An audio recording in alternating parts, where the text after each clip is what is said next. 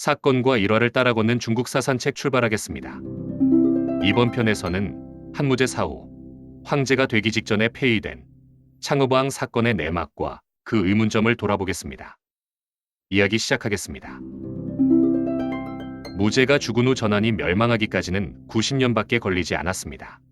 무제가 죽자 제2계승 싸움, 내조 내의 주도권 쟁탈전, 내조와 외조의 싸움 등 궁정 내의 권력 투쟁은 여러 갈래로 갈라져 매우 복잡한 양상을 보였습니다. 결국 이런 극한적인 싸움이 야금야금 나라를 나락으로 빠뜨려 나간 것이었지요. 일단 제2계승 문제는 소재로 불린 유불능이 즉위함으로써 해결되었으나 그의 경쟁자 중에 한 사람이었던 연왕 유다는 이에 불만을 품고 있었습니다. 유다는 무제가 죽은 상황, 유촉을 받은 경위 등이 밀실 안에서 몇 사람만이 아는 가운데 극비리에 행해졌기 때문에 이를 믿을 수 없다고 생각하였던 것입니다. 소재 유불능이 14개월 만에 태어났다는 사실에 대해서도 깊은 의혹을 가지고 있었던 유다는 소재가 대장군 곽광의 아들일 가능성이 짙다는 이유를 내세워 군대를 일으키려 하였습니다.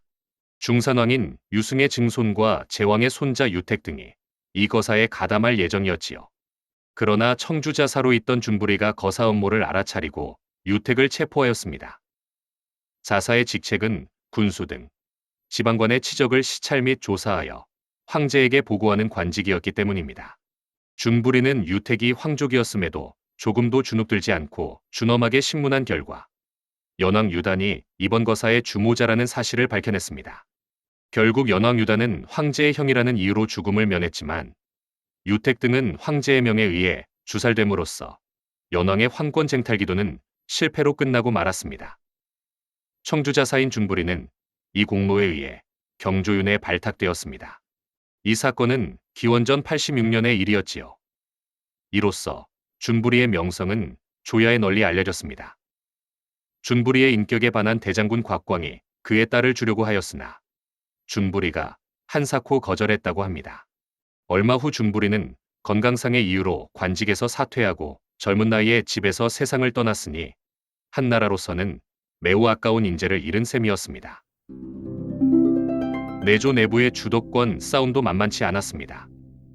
내조의 중심 인물은 무제로부터 어린 소재를 잘 보필하라는 유촉을 받은 곽광, 김일재, 상관걸 세 사람이었지요. 그러나 소재가 즉위한 후 1년 반쯤 되었을 때 김일재가 죽음으로써 주도권 쟁탈전은 두 사람의 싸움으로 압축되었습니다. 김일재가 살아있을 때는 그가 이들 두 사람 사이를 원만히 조정하여 별 탈이 없었으나 김일재가 죽은 후부터 이들 두 사람 사이에는 갈등이 일기 시작하였습니다. 처음에는 크게 표면화되지 않았으나 점차 눈에 띄게 나타났지요. 사실 곽광과 상관걸은 사돈지간이었으니 가까운 사이였습니다. 곽광의 딸이 상관걸의 아들 상관안과 결혼하여 딸을 낳았던 것입니다. 상관걸에게는 친손녀, 곽광에게는 외손녀가 되는 셈이었지요. 상관걸의 아들 상관안은 자신의 딸을 황후로 책립하고자 장인인 곽광과 의논하였습니다. 곽광은 조정 내에서 가장 발언권이 강하였기 때문에 두 할아버지인 곽광과 상관걸이 마음만 합치면 상관안 딸의 황후 책립은 실현이 가능한 일이었던 것입니다. 그러나 곽광은 아직 그럴 나이가 아니라는 이유로 고개를 가로저었지요. 그때 상관안의 딸은 겨우 7살의 어린 나이였기 때문입니다. 곽광으로부터 거절을 받은 상관안은 곽광 이상으로 궁중에서 강한 실력을 행사하던 계장공주에게 눈을 돌렸습니다. 계장공주는 소재의 누님으로서 배다른 동생이었던 어린 소재를 보육하고 있었지요. 한편 계장공주에게는 정외인이라는 애인이 있었는데 그는 상관안과 친한 사이였습니다. 상관안은 정외인을 통해 계장공주의 힘을 빌려 마침내 겨우 8살밖에 안 된 어린 딸을 소재의 황후로 책립시키는 데 성공했습니다. 그때 소재의 나이는 12살이었지요. 상관안 일가는 이제 자기 세상이 되었다고 좋아했으나 이는 머지않아 상관안 일가의 파멸로 종결되리라고 짐작하는 사람은 아무도 없었습니다.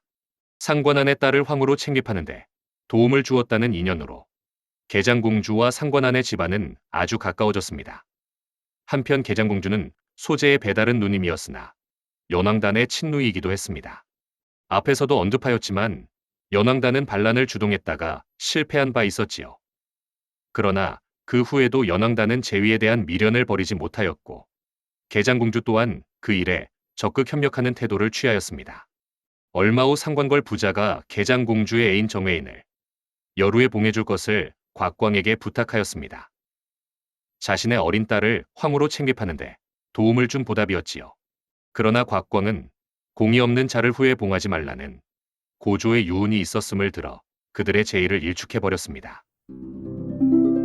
곽광이 상관걸 부자의 부탁을 거절함으로써 상관걸과 곽광의 대립은 더욱 격렬해졌습니다. 지선제압에 나선 상관걸 부자는 마침내 계장공주와 음모를 꾸몄습니다. 그들의 1단계 계획은 우선 연회장의 복병을 매복시킨 가운데 주연을 베풀어 곽광을 쳐 죽인 다음 소재를 폐하고 연왕단을 황제로 세우는 것이었습니다.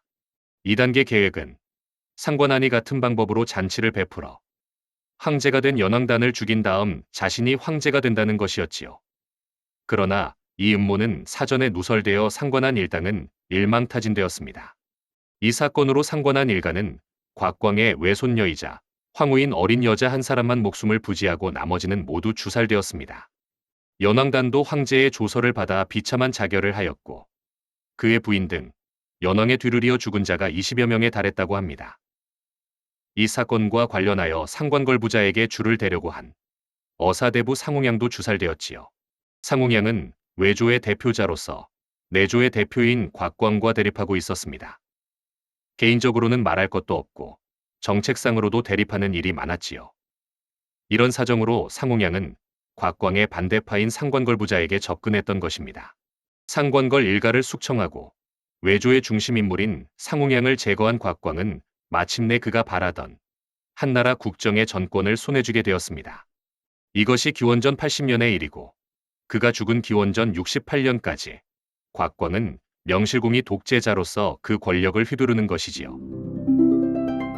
곽광이 정권을 장악하고 있는 동안 소재가 21세의 젊은 나이로 죽었습니다. 소재는 아들이 없었기 때문에 후계자를 누구로 세우느냐가 당시 조정의 중대한 문제였지요. 가장 가까운 형제로는 오직 무제의 아들, 광릉왕 유서 한 사람만이 있을 뿐이었습니다. 그런데 이 유서는 무제 생존 시에 가장 미움을 받았던 황자였습니다.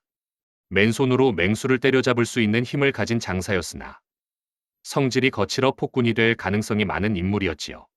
게다가 그는 연왕단과 계장공주와는 같은 배의 자매였으므로 곽광은 이런 인물을 황제로 세울 수 없었습니다. 결국 이광리 장군의 누이, 이부인이 낳은 유박의 아들 유아가 창업왕으로 있었는데 그가 황제로 옹립되어 제위에 오르게 되었습니다. 지난 편에서 얘기했지만 승상 유굴리와 이광리가 유박을 황제로 옹립하여 자신들의 세상을 만들려고 무고의 난을 꾸미다가 발각되어 모두 비참하게 죽은 사건이 있었습니다. 바로 그 유박이 죽자 아버지의 뒤를 이어 창업왕이 되었다가 운이 좋게도 황제의 자리에 오른 창업왕 유아는 마치 폭군을 연상할 만큼 난폭했으며 거친 행동을 서슴지 않았다고 합니다. 길에서 아무 부녀자나 희롱하고 소재의 영구 앞에서 북을 치며 노래를 부르고 술을 마셨습니다. 그리고 소재의 후궁들과 음란한 행동을 하는 등 참아볼 수 없는 행동을 일삼았다고 합니다. 곽광은 몇몇 대신들과 의논 끝에 대산홍 전현년의 계책에 따라 창업왕을 폐하기로 하였습니다. 당시의 황제 즉위식 절차상 고조묘에 배할하기 전까지는 즉위식의 절차가 완전히 끝나지 않은 것으로 간주되었다고 하는데 이때 창업왕은 아직 고조묘에 배할을 하지 않은 상태에 있었던 것입니다. 따라서 완전한 즉위식 절차를 마치지 않았기 때문에 곽광의 외손녀로서 소재의 미망인이 된 황태우가 창업왕을 폐위할 수 있다는 것이 그들이 내세운 명분이었습니다. 17세의 황태우는 창업왕을 불러놓고 창업왕이 너무 무도하여 황제의 위를 폐하겠음을 알림으로써 창업왕은 폐위되고 말았습니다. 황태우가 창업왕의 황제 폐위를 알릴 때 황태우가 거처하고 있는 미항궁에는 창업왕 단 한 사람만 들어갔을 뿐 창업왕의 가신 200여 명은 모두 문 밖에서 제지당하였다고 합니다. 폐위와 동시에 거기 장군은 군대를 이끌고 이들 가신 200여 명을 모두 체포하여 하옥시켰다가 차명에 처했습니다. 이들은 창업왕이 본국에 있을 때 창업왕의 죄상을 조정에 보고하지 않았고 그 때문에 조정에서는 창업왕의 비행을 알 수가 없었으며 또 왕을 올바로 보필하지 못하여 큰 잘못에 빠뜨렸으니 그 죄가 모두 이들 가신에게 있다는 이유였습니다. 다만 중위 왕길과 낭중령 공수 두 사람만은 자주 창읍왕에게 간언을 드렸다 하여 죽음을 면했고, 창읍왕의 태부였던 왕식은 시 305편을 조석으로 창읍왕에게 가르쳤으니 이것은 간언을 드린 것과 같다 하여 죽음을 면하였습니다. 200여 명의 창읍왕 가신들이 처형될 때 마땅히 죽여야 할 자를 죽이지 못하였기 때문에 도리어 자신들이 화를 입는다고 울부짖는 자가 있었다고 합니다.